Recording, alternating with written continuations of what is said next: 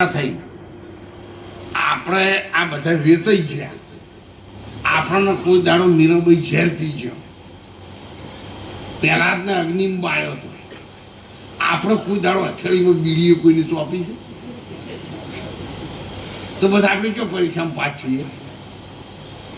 આ તો આપણે તો મરજી આવો તો ભક્તિ કરીએ ને કે હેરતા થતા તો 5 વર્ષ માન્યા હોય તો 3 વર્ષ થઈને પછી 2 વર્ષ ના જઈએ તો શું કરવાના?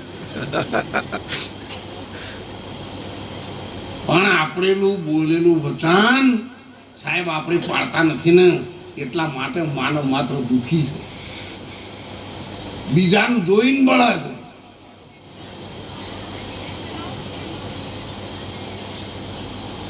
એટલે મોણસની અંદરથી ઈર્ષા નીકળી જાય ને સાહેબ તો દેવી દેવતાઓ હાજરા જોશ. અહીંયાનો તો હાથ પુરુષ અત્યારે હાલે, પણ આપણે હાલ હમણાં કોઈક મળ્યું હોય ને પછી રસ્તામાં તમને કોઈક પૂછે કોઈ ફલાણા ભાઈ મળ્યા કે ના મેં તો અડધાડ જ પાડ્યા જ નથી. હાલ તો એને ઘેર તું ચા પીને આવ્યો, અર્થો ઘરનું જૂઠું નહીં. એટલે આ આપણા હાથે ભગવાનના દેવી દેવતાઓ આપણાથી દૂર રહે ને એવું આપણું આચરણ છે. આપણે આચરણને સુધારીએ, સત્યને સત્ય જ કહીએ, વ્યસન માત્રથી દૂર રહીએ. આપણા બાળકો દીકરા અને દીકરીઓમાં ખૂબ સારા સંસ્કારો રહે એવું ઘરમાં ફોટા પણ તમે એવા રાખો. મોબાઈલમાં પણ દીકરા અને દીકરીઓને કહો કે તમે રમાપીરનો ફોટો રાખો, તમે કાળકામાનો ફોટો રાખો, અંબાજીમાંનો ફોટો રાખો, ચાઉંડમાંનો ફોટો રાખો, કોઈ સંતોના ફોટા રાખો. પણ જે ફોટો જોવાથી 3 દાડાથી કોઈ ચાય ના પાય એવાના ફોટા રાખશો નહીં. ફટ લઈને મોબાઈલની સ્કેન ખુલે અને અંબાજીમાંનો ફોટો હોય તો છાપ ભલે જય અંબે એટલું તો કહેતા ભાવે ને, તોય 100 વખત નોમ લ્યો તોય ગમે ત્યારે કોઈ દાડો આવા રસ્તા પર હેડે જતા ચોક પર મોટરસાઇકલ કે સાધન અડતું હોય ને તો તમને બચાવીને જતું રહે કે રોજ તો તાર માતાઓ ના આવે, અને તો હોના દોરો તો તાર પૂરે ઓરોલી અડાણો ના પેલા કે ક્યાં ડુંગળીઓ 2 કિલો આલજીને કાલ લઈ જાય એવો હોના દોરો મિલાય.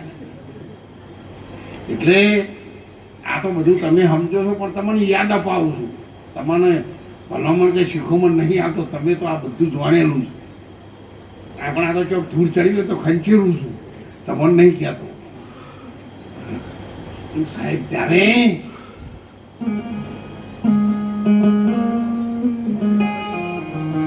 ચંગાવતી કેલૈયાને લેવા માટે ગઈ ને તેમના ગુરુજીને કીધું કેલૈયા ભગવાન જ પોતે બન્યા, તારા ઘેર કોઈ સાધુ આવ્યા છે, તને ખંડણીયામાં ખાંડી સાધુને પ્રસાદ દેવાની છે, તો હાલ મારી અરે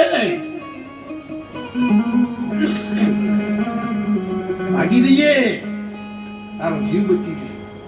ત્યારે કેલૈયાએ કીધું તું કે મૂર્ખા, મારા મા બાપ એવા છે અને મારી એવી માનું મેં દૂધ પીધું છે ને, હું તો મારી ભૂમ કાલા દેને ભરી ગઈ લે.